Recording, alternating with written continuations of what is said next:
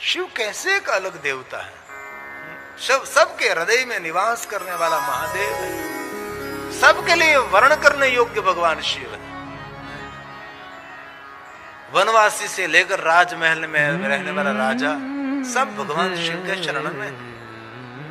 अब इतना तो कभी कल्पना करें, कोई अवतार नहीं हुआ था तब किसकी पूजा हो रही थी, कोई अवतार परंपरा मेरे पास नहीं थी तब शिव थे। कोई मूर्तियों की हमने कल्पना नहीं की थी, कौन थे, भगवान शिव थे। बाद में मूर्ति कल्पना हुई, अवतार की कल्पना हुई, अवतार के नाम पर संप्रदायों की स्थापना हुई, संप्रदाय की विचारधारा, संप्रदाय के धर्म गुरु कोई नहीं थे। एक समय कौन थे, शिव थे। सभी पशुओं का ईश्वर था, इसलिए पशु नाम पति पाप नाशम, पशु का अर्थ है जीव। सभी जीव मात्र का ईश्वर भगवान शिव है। इसलिए शिवालय में देखो, नंदी महाराज कूर्म है, सर्प है, मूषक है, मयूर है, सिंह है, नंदी है, दूत भूत देव सब शिवालय में। शिव सर्व में व्यापक है, यत्र तत्र सर्वत्र भगवान शिव है। पशु नाम पति, पशुओं का पति है।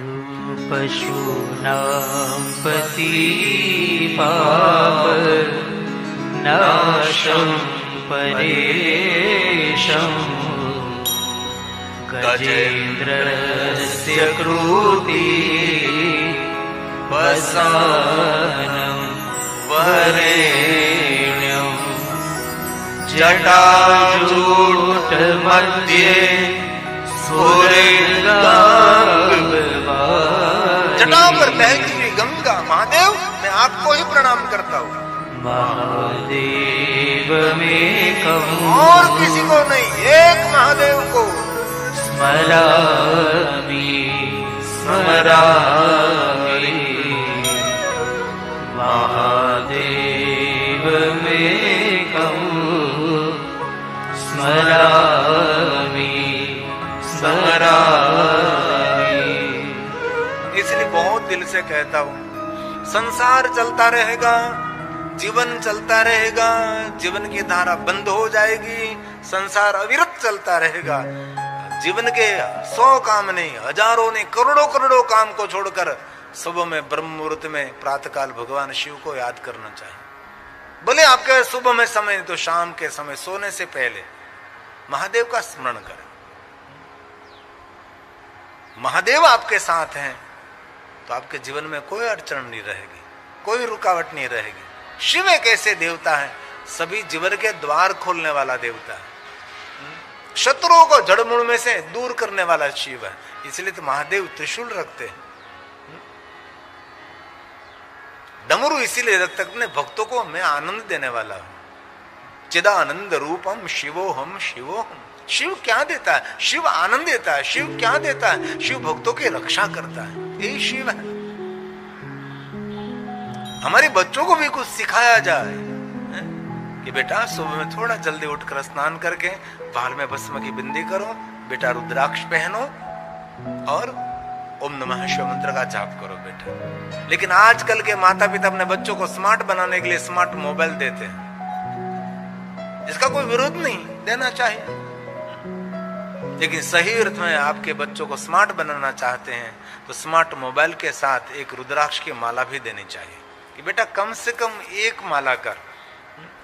बचपन से जो आदत पड़ जाएगी तो बड़ा होकर 1 नहीं 2 नहीं 3, मेरी माँ ने मुझे सिखाया है, मेरे पिताजी ने मुझे कहा है, अभी रत उसके जीवन में ये भक्ति रहेगी और उस जीवन की सबसे बड़ी याद रहेगी। ये मेरी माँ ने मुझे सिखाया, ये मुझे मेरे दादा ने सिखाया, मेरे दादे ने सिखाया, मेरे नाने ने सिखाया, मेरे नाना ने सिखाया है। लेकिन बहुत कम माता पिता ऐसे हैं, बहुत कम दादा दादी ऐसे अपने बच्चों को आध्यात्मिक तरफ प्रेरित करें, क्योंकि आध्यात्मिक शक्ति एक हजारों बॉम्ब के विस्फोट से भी ज्यादा शक्तिशाली है। जिनके पास आध्यात्मिक पावर नहीं होता, व्यक्ति कभी हताश हो सकता है, कभी निराश हो सकता है, कभी तनावग्रस्त हो सकता है। किसी ने अपमान कर दिया तो हताश हो जाएगा, किसी ने 2 शब्द गंदे बोल दिए तो निराश हो जाएगा और आक्रोश से भर जाएगा, उग्रता से भर जाएगा। जिनमें आध्यात्मिक ना है वो सब प्रहार सहन कर सकते हैं। किसी ने कुछ बोल दिया तो उसको कुछ भी लेना देना नहीं, क्योंकि वो आध्यात्मिक व्यक्ति है। आध्यात्मिकता क्या है, तिलक करना, माला पहनना, वो तो एक यूनिफॉर्म है हमारा। आध्यात्मिकता वो है अपने स्व की पूरी समझ, आपका स्वयं का पूरा ज्ञान, उसको आध्यात्मिकता कही है। समाज तो सारे प्रहार करते ही रहेंगे, प्रहार जलने की शक्ति, उसको आध्यात्मिकता कही है। आपके बच्चे के पास कितना ही एजुकेशन हो, कितना ही पढ़ा लिखा ऑफिसर प्रोफेसर हो, आईपीएस ऑफिसर कितने बड़े हो, लेकिन आत्महत्या कर सकता है वो। लेकिन कम पढ़ा हुआ है, लेकिन आध्यात्मिक है, एक कभी गलत विचार नहीं कर। और जीवन में सबसे बड़ा पाप एक है जो आत्महत्या करता है। थोड़ा दुख पड़ा, थोड़ी गलती हो गई, आत्महत्या कर लेते हैं। उनको भगवान कभी माफ नहीं करते। हमारे शास्त्रों में तो वहां तक कहा, कुछ जीवन में गलती हो गए, कुछ किसी ने कुछ कर दिया और आत्महत्या करने का विचार जो कर रहा है, उसको 100 गायों की हत्या का पाप लगता है। 100 गायों को मारने का पाप सिर्फ आत्महत्या करना के विचार करने मात्र से। बहुत लोग होते हैं छोटी छोटी बातों में निर्णय लेते, चलो मैं आत्महत्या कर लूंगा, मैं मर जाऊंगा। कभी नहीं। भगवान ने जीवन जीने के लिए दिया है और जीवन में खुशी मनाने के लिए दिया है, जीवन को प्रकाश देने के लिए जीवन दिया है। और कुछ आनंद नहीं मनाया ना तो भगवान आपको डांटेगा कि मैंने इतना सुंदर जीवन दिया, आपके लिए कितनी सुंदर मैंने पृथ्वी निर्माण की, वहां मैंने आपको भेजा और तूने कुछ आनंद और सुख नहीं माना। कभी कभी सब कुछ छोड़कर अपने जीवन को आनंद मनाना चाहिए। किसने मान किया, किसने अपमान किया और क्या सोचेगा उनका विचार है, हमारे क्या लेना। हम निकले फकीरी की तरह। अपने बच्चों को परमात्मा की श्रद्धा हृदय में भर दीजिए आप। श्रद्धावान कभी निराश नहीं होगा। परमात्मा पर जिनको विश्वास है उनका श्वास कभी रुकेगा नहीं। लेकिन बहुत कम माता पिता हैं अपने बच्चों को भगवान की ओर प्रेरित करते हैं, आध्यात्मिकता को और प्रेरित करते हैं। मैं पहले दिन से देखता हूं, हमारा आरव नियमित कथा श्रवण करते हैं। हमारा छोटा तो कभी कभी छोटा है इसीलिए सो भी जाता है, लेकिन ये बैठता है। पहले दिन से आज तक हमारे आसपास इर्द गिर्द घूमते रहते हैं। उसका पूर्व जन्म का कोई पुण्य होगा, कोई न कोई उसका पुण्य उदय हुआ। और इतनी कम उम्र में कितने सारे प्रमाण पत्र, कितने सारे मेडलिस्ट उसने ग्रहण किए, मेडल ग्रहण किए। इतना स्मार्ट है। जो कि आजकल का बच्चा एडवांस बुद्धि लेकर आते हैं। बुद्धि की क्षमता होती, बुद्धि की वृद्धि हुई, लेकिन बुद्धि की शुद्धि हम लोग कर सकते हैं। इसलिए अपने बच्चों का भविष्य उज्जवल बनाना चाहते हैं तो अपने बच्चों को भगवान शिव की भक्ति का दान कीजिए। आरो और वंश दोनों महादेव के भक्त हैं, दोनों इतने आध्यात्मिक हैं। ये परिणाम उसके माता पिता का। जागरूक रहते माँ, जागरूक रहता पिता, जागरूक रहते परिवार। ये वंश आरो दोनों।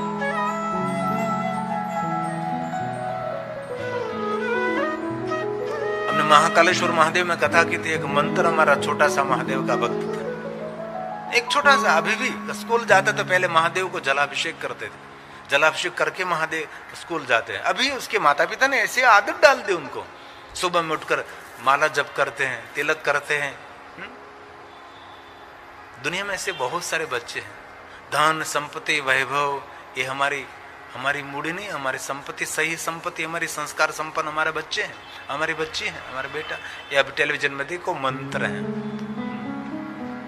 उसके मंत्र के जजमान पद पर हमने महाकालेश्वर में कथा की। उसके घर में भी कथा, 1 महीने तक हमने कोरोना काल में उसके घर कथा की थी। क्योंकि कोरोना काल में जाहिर कोई कथा नहीं हो रही थी, तो बहुत अलग अलग स्थान पर हम कथा करते रहते थे। 1 महीने तक पूरे कोरोना काल हमने कथा की। और आज मध्य प्रदेश एक परिवार आया था, बहुत सारे मिलकर आए थे लोग। वही कहते थे कि कोरोना काल में कथा सुनकर तब से निर्णय लिया था कि मेरे गांव में एक बार शिव महापुण्य कथा का आयोजन। बहुत लोग मिलकर आए थे आज, कथा सुनकर प्रेरित हुए कि हम भी कुछ करना चाहते हैं। और जिनको शिव भक्ति मिल गई ना, समझ लेना चाहिए उसको कुछ भी बाकी नहीं रहा। महादेव की भक्ति मिल गई दुनिया का वैभव मिल गया, दुनिया का सब कुछ उनको मिल गया। हे महादेव, इसलिए बच्चे का भविष्य उज्जवल बनाना चाहते हैं तो अपने बच्चे को महादेव की भक्ति का दान करिए। शिव भक्त में वीरता होती है, शिव भक्ति में जुनून होता है, शिव भक्त में एक विशेष करने का एक भाव रहता है। जितने जितने महादेव के भक्त मैंने देखे और वीरता से भरा हुआ होता है, इसमें कुछ विशेष जुनून होता है, क्योंकि ये शिव में जो है ये भक्त में उतरेगा। इनमें वीरता का भाव, रुद्र का भाव इनमें होता है, इनमें वीरभद्र का भाव होता है, इसमें रुद्र का भाव होता है। इनमें गोपी भाव नहीं प्रकट होगा, नहीं, इनमें गोपी का भाव कभी नहीं होता। उसकी आंख, उसकी रहन सहन, उसकी खानी पीनी, उनकी बोलने की, रहने की जो अलग अदा होती है, शिव भक्तों में अलग होती है। और मैं गौरव करता हूँ आजकल युवा भाइयों बहनों में शिव भक्ति की वृद्धि हो रही है। महादेव के भक्त बहुत युवा हो रहे हैं। आज देखो, आज तुंगनाथ में ज्यादा युवान होते हैं, आज देखो केदारेश्वर में ज्यादा युवान भाई बहन रहते हैं, क्योंकि वीरता होती है, वीरभद्र भाव प्रकट होता है, भद्र भाव प्रकट होता है, और भद्र के साथ वीरभद्र का भाव प्रकट होता है। ये महादेव की भक्ति में अद्भुत शक्ति है। नाचने वाले नहीं, ये तांडव करने वाले होते हैं, दुख हरण करने वाले होते हैं। ये महादेव की भक्ति की एक अद्भुत महिमा है। आज सती दक्षपुत्री सती महादेव का आराधन कर, शिव जी को याद कर रही है, कठिन तपस्या कर रही है महादेव को मिलने के लिए। और कोई झुपड़े में रहने वाली नहीं थी, वो राज घराने में रहने, तो भी जंगल में जाकर तप कर रही है। हम लोग क्या जंगल में जाना चाहते हैं? हम तो घर में रहकर भगवान का आराधन करना चाहिए। कभी अनुष्ठान करे, कभी उपासना करे, विशेष प्रकार का कोई मुहूर्त, इस समय में कुछ अलग से भगवान महादेव की पूजा अर्चन करके भीतर आपको बहुत संतुष्टि होगी।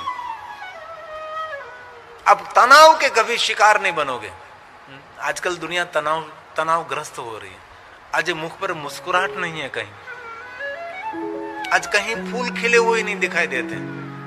सब लोग अपने में कुछ न कुछ हताश, निराश, डिप्रेशन बढ़ रहा है, एंजाइटी बढ़ रही है। आपको पता नहीं इस देश के अंदर शरीर की दवा कम बिकती है, ज्यादातर मानसिक दवा बिकती है। उनकी दवा की वृद्धि हो रही, मानसिक बीमार हो रहे लोग, पीड़ित हो रहे। क्यों? आध्यात्मिकता नहीं। मानव जात को सुरक्षित रहना है ना धरती पर, तो हर मनुष्य को वृक्ष को सुरक्षित रखना पड़ेगा, वृक्ष लगाना चाहिए। हमारे राजा महाराजा वन उपवन बनाते थे, वृक्ष को मंदिर कहा है। वृक्ष मानव जीवन का पर्याय है। वृक्ष धरती पर नहीं रहेगा तो मानव जीवित ही नहीं रहेगा। आजकल सरकार तो जागरूक है, लेकिन बहुत सारी संस्था भी जागरूक है। हमारे गुजरात में राजकोट एक संस्था है, सद्भावना वृद्धाश्रम संस्था। लाखों की संख्या में इस लोगों ने वृक्ष लगाया है।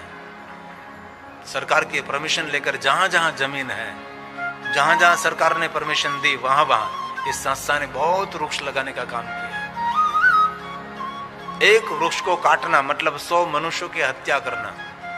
एक वृक्ष को जड़ मूल में से उखाड़ कर फेंकना 100 बच्चों की हत्या बराबर है। एक वृक्ष लगाना मतलब हजारों मंदिर निर्माण करने का पुण्य है। इसलिए कहीं भी आपके पास जमीन है, जगह है, वृक्ष लगाओ। लेकिन बहुत लोग गाफिल हैं, गंभीरता नहीं है। आजकल पर्यावरण बिगड़ रहा, हम सभी जानते हैं। सभी शिवपुराण ग्रंथ में ऐसे एक एक बात कही है। आजकल लोग प्लास्टिक जलाते हैं। जीवन जीने के लिए शुद्ध पानी चाहिए, शुद्ध अन्न चाहिए, उससे पहले शुद्ध हवा भी चाहिए। जहां तहां कचरा जलाते हैं, जहां तहां धुआं खड़ा कर देते हैं। और घर में कभी अगरबत्ती नहीं जलानी चाहिए। अगरबत्ती बहुत बड़ा खतरा है स्वास्थ्य के लिए। वांस जलाना, ये सुगंधी, ये सब नुकसान करता है। सेंट भी कम उपयोग करे, अत्तर का भी कम उपयोग करे। अगरबत्ती बहुत बड़ा खतरा। धुआं, कोई भी धुआं आपके फेफड़े को डैमेज करता है। प्रमाण होना चाहिए उसका। बंद घर में कभी अगरबत्ती नहीं, बंद मंदिर में कभी अगरबत्ती नहीं। धूप कर खुले में करो। कई लोग टायर जलाते हैं, प्लास्टिक जलाते हैं, स्वास्थ्य को बहुत डैमेज करता है। बीड़ी पीने वाला तो ही अपने नरक का द्वार खोल रहा है। बीड़ी, तम्बाकू, गुटखा, मादक द्रव्य मनुष्य का बहुत बड़ा खतरा है। पता है उसको भी ये नुकसान कर रहा है। आज तम्बाकू बीड़ी का कोई पैकेट लेते, इस पर कितना गंदे चित्र हो, तो भी वो पी रहा है।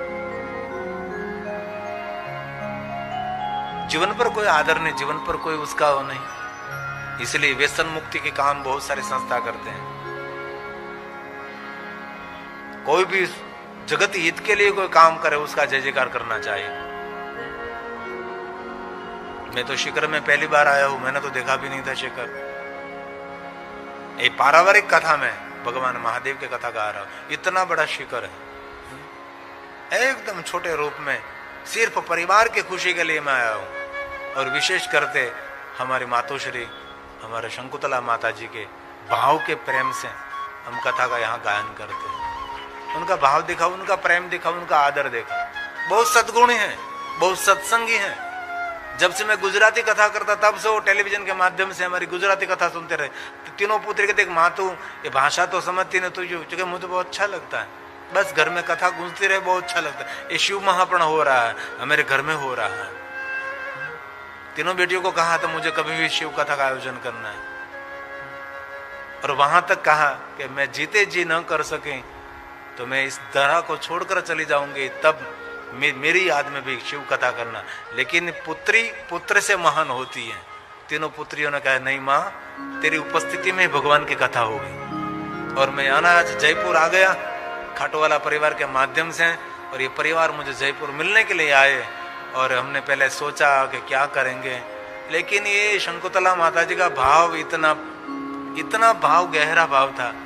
हमने कह दिया माता जी कोई भी बस भगवान की कथा करेंगे। और छठा दिन भी कथा का आ गया, और बहुत आदर के साथ हमारा शंकुतला माता कथा सुन रहे हैं।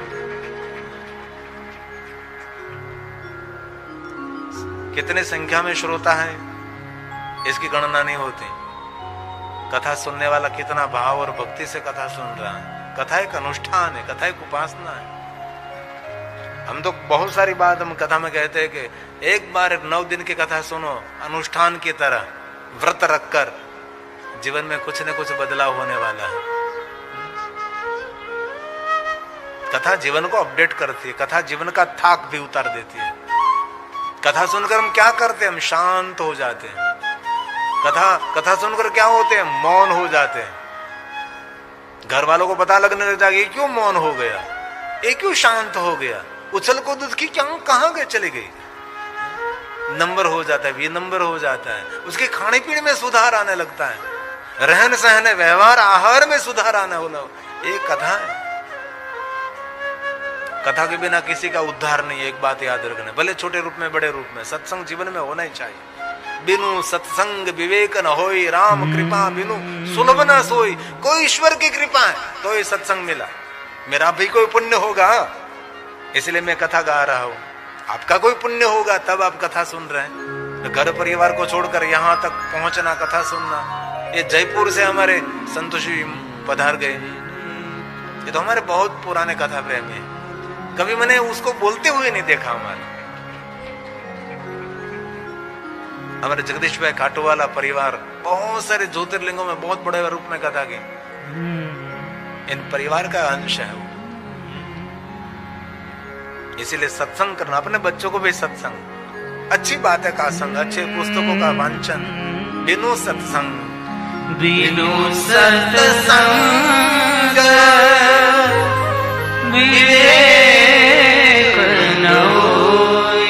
सत्संग के बिना किसी का उद्धार नहीं। लेकिन सही अर्थ में सत्संग होना चाहिए।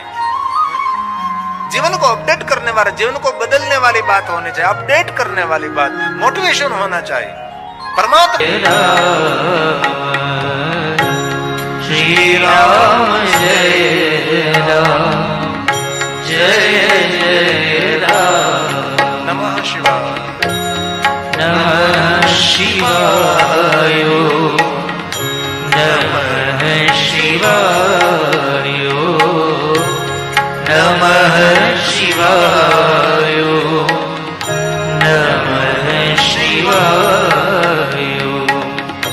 हर हर बोले नमः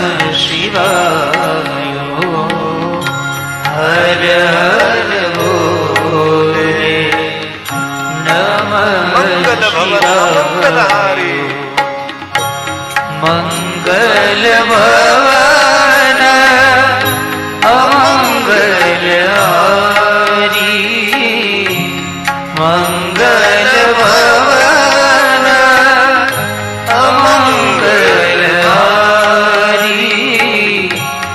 उमा सहित जे जपत पुरारी उमा सहित जे जपत पुरारी। आइए साथ में गाएं।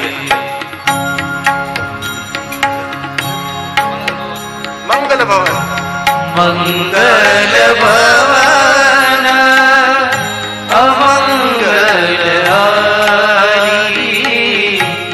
मंगल भवन अमंगलहारी उमा सहित जे जपत पुरारी उमा सहित जे जपत श्री राम। पुरारी।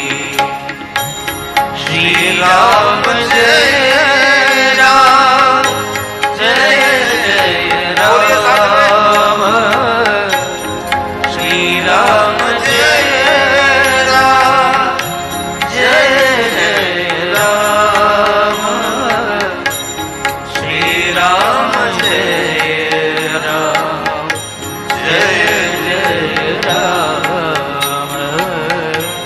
श्री राम जय राम जय जय राम। सती ने कठिन आराधन, देवताओं ने जय जयकार किया और शंकर भगवान कैलाश पहाड़ को छोड़कर जहां सती तप कर रहे थे वहां महादेव पधारे। दूर से देखा सती का तप दिव्य तप था।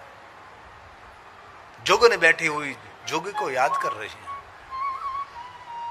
दूर से देखा वहां घरू सिंह दीप हिंसक प्राणी सब सती के आसपास रहने लगे। जहां तप का प्रभाव है ना वहां प्रेम का साम्राज्य रहता है। जहां तप का अभाव है वहां वैर का साम्राज्य रहता है। घर में कोई व्यक्ति तपस्वी है, इन घर में सुख शांति संगठन सब कुछ होता है। जरूर मंदिर जाना चाहिए, लेकिन घर को ही मंदिर बना देना चाहिए। घर ऐसा वातावरण निर्माण करे कि मंदिर से भी बेहतर घर में इतनी सुंदर दिव्यता ऊर्जा हो। महादेव दूर से देख रहे हैं और महादेव ने सती की परीक्षा ली। शंकर भगवान वृद्ध साधु बने, सती के सामने आवे, साधु बनकर परीक्षा कसौटी। हर पल कसौटी तो होने वाली है हर व्यक्ति की, भक्तों की ज्यादा। भली बुरी बात भक्तों की होती है, दुष्ट लोगों की नहीं होती ना। सज्जन लोगों की निंदा होती है, दुष्ट लोगों की कोई निंदा नहीं करता ना। वो तो पता है वो शराबीदा है, उसकी कौन निंदा करेगा। निंदा सज्जनों की होती है। इसलिए भक्ति मार्ग में कोई निंदा करे, आपके लिए भली बुरी बात करे, कभी घबराना नहीं है। ये मार्ग हमारा उद्धार का मार्ग है। दुनिया तो है बोलती रहेगी, कहते रहेगी, बहुत सारे बोलते रहेगी। आप मौन रहकर धीरे धीरे निकल जाओ आगे, वो वहां ही खड़ा रहेगा। और साधु ने पूछा कौन है आप? दक्ष पुत्री, शिव भक्ति कर रहे हो, महादेव को मिलना है। क्यों? शिव के साथ विवाह करना है। और ये शिव जी स्वयं साधु वेश में शिव की निंदा करने लगे। क्यों? सती की भक्ति की परीक्षा करने के लिए कि मेरे पर कितना भरोसा है सती को। बहुत बारीक, बहुत बहुत गंदी गंदी बात। महादेव वो तो ऐसे है, माता है, पिता है, योगी जोगी, ऐसी बहुत सारी बात शंकर भगवान के लिए भली बुरी बात बोलने लगे। सती ने हाथ जोड़कर कहा, साधु आपका गणवेश साधु का है, लेकिन गुणवेश साधु का नहीं है। साधु उनको कहते साधना में रत रहते हैं, दूसरों के लिए सुख का साधन खड़ा कर देते हैं, दूसरों के सुख की भावना प्रकट करते हैं, उसको साधु का। और आप स्वयं महादेव की निंदा कर रहे हैं। और आप जानते हैं ना, शिव निंदा समान कोई पाप नहीं। और शिव निंदा करने वाला तो नरक में पड़ेगा। न केवलम भवेत पापम, जो महादेव निंदा करता वो तो पापी है, सुनने वाला भी पापी है। और मैं दिल से कहता हूं, जीवन में आपको ऊंचे स्थान पर पहुंचना है तो किसी के लिए कोई निंदनीय बात नहीं करनी चाहिए। वंदनीय बनना है तो निंदनीय से दूर रहो। निंदा करनी भी नहीं चाहिए, सुननी भी नहीं चाहिए। निंदा समान कोई पाप नहीं, सत्संग समान कोई पुण्य नहीं। ये सत्संग करोड़ों करोड़ों यज्ञ का फल देता है। एक घड़ी आधी में पुण्य, अश्वमेघ सहस्त्राणी, करोड़ों करोड़ों यज्ञ का पुण्य ये सत्संग देता है, क्योंकि हम भगवान को याद कर रहे हैं। जीवन में कोई फरियाद नहीं रहेगी, इसलिए दृढ़ संकल्प करेंगे हम कभी किसी की निंदा तो नहीं करेंगे, लेकिन कभी किसी की निंदा सुनेंगे भी नहीं। हमारे विचार में आनंद होना है, हमारे विचारों में ऊर्जा होनी चाहिए, और कभी नकारात्मक विचार नहीं करना चाहिए। दूसरों के लिए कभी नकारात्मक नहीं। दूसरों के लिए खराब सोचोगे तो हमारा खराब पहला शुरू हो जाता है। कर भला तो होगा भला। सती ने हाथ जोड़कर कहा, साधु निंदा नहीं करिए आप। तो अभी शिव जी की निंदा करने लगे, निरंतर निंदा निंदा निंदा। सती ने बार बार कहा कि मैं महादेव की भक्त हूं, जन्म कोटि लगी रगर हमारी, बंदौ शंभु न तरहु कुमारी। मैंने दृढ़ निर्णय लिया है कि विवाह करूंगी तो महादेव के साथ, वरना कुमारी रहूंगी, लेकिन शिव के बिना मैं किसी का विचार नहीं करूंगी। दृढ़ संकल्प दिखा, दृढ़ भक्ति दिखाई। निंदा तो नहीं करनी चाहिए। जो निंदा करने की आदत है ना, उससे भी दूर रहना चाहिए, क्योंकि निंदा करना पाप है, निंदा सुनना महापाप है। निंदा किसको कहते हैं? किसी के अनुपस्थिति में उसके छिद्र खोलना, उसकी गंदी गंदी बातें करना, उसको निंदा कही जाती है ना। उसके छिद्र खोलना, किसी के छिद्र आप ढांक ना सको लेकिन खुले क्यों कर रहे हैं? सती ने अपनी आंख बंद कर ली, सती ने अपना कान बंद कर लिया, सती ने अपना मुख बंद कर लिया, क्योंकि ऐसे लोगों से ऐसे मुख मोड़ लेना चाहिए। शिव निंदा करने वाला तो मुख भी देखने, शिव निंदा कोई करा उसका मुख देख लिया तो घर आकर स्नान करना पड़ता है, पवित्राकरण करना पड़ता है। अरे शिव की नहीं, कोई देवताओं की निंदा नहीं, कोई धर्मशास्त्र धर्मगुरुओं की, कोई साधुओं की, ब्राह्मणों की निंदा नहीं। साधु ब्राह्मणों की निंदा करने से घर में निर्धनता, दरिद्रता, रोग और शोक प्रवेश करते, इसलिए कभी नहीं। सती ने आंख बन के, कान बन के, मुख बन गया। जो सती बहिर्मुख थी वो सती अंतर्मुख हो गई, और सती के मन में एक दीप प्रकट हो गया। सती ने मन में सोच लिया, वो कोई सन्यासी नहीं, वही अविनाशी है। जिनके साथ में तर्क कर रही हूं वो कोई साधु नहीं, वो तो साधु का इष्ट है, वो तो स्वयं महादेव है। महादेव को पहचान लिया। मन मंदिर में एक दीप प्रकट हुआ। एक पंक्ति, मन मंदिर में मैंने बोले, मन मंदिर में मैंने बोले, तुझको आज छुपा रखा है, तुझको आज छुपा रखा है। आकर तेरे दर पे बोले, आकर तेरे दर पे बोले, सबने शीश झुका रखा है, सबने शीश झुका रखा है। सती भगवान को, शिव जी को जान गई और कहा, आप साधु नहीं, सन्यासी नहीं, अविनाशी आप शिव हैं। मूल रूप में महादेव ने दर्शन दिया। शिव ने कहा कुछ मांगे, तब सती ने कहा, भगवान आप तो जानते हैं ना, सबके मन की बात जानते हैं, मेरी मन की बात का स्वीकार करा। तब शिव ने कहा, सती मैं आपके साथ विवाह करूंगा। और सती ने दूसरा वरदान मांगा, मेरे साथ विवाह कर, लेकिन सुंदर श्रृंगार करके। देवताओं की शोभा आपके आगे कुछ नहीं है। इतना सुंदर श्रृंगार करके मेरे साथ विवाह करिए। शिव ने सती को वचन दिया। शिव कैलाश गए। सती अपना तप पूर्ण करके प्रजेश नगर में पधारी।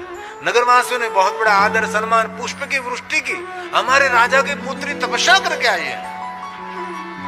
पूरे नगर में सती का जय जयकार, मूर मूर सब प्रशंसा करने। हमारी राजानी पुत्री जंगल में गई थी तपस्या करने के लिए, भगवान शिव ने उसको दर्शन दिया है। पूरे नगर में वाह वाह जय जयकार होने लगा। नगर है, पुष्प की वृष्टि, जय जयकार, प्रशंसा, हमारी राजा की पुत्री और हमारे नगर का गौरव, हमारी पुत्री है सती। सब लोग प्रशंसा करने लगे। सती ने अपनी माता को कहा कि महादेव मेरे साथ विवाह करेंगे। और दक्ष महाराज को आनंद हुआ कि हमारी पुत्री सती महादेव के साथ विवाह करेंगे। और अब शिव महापुराण अंतर्गत सती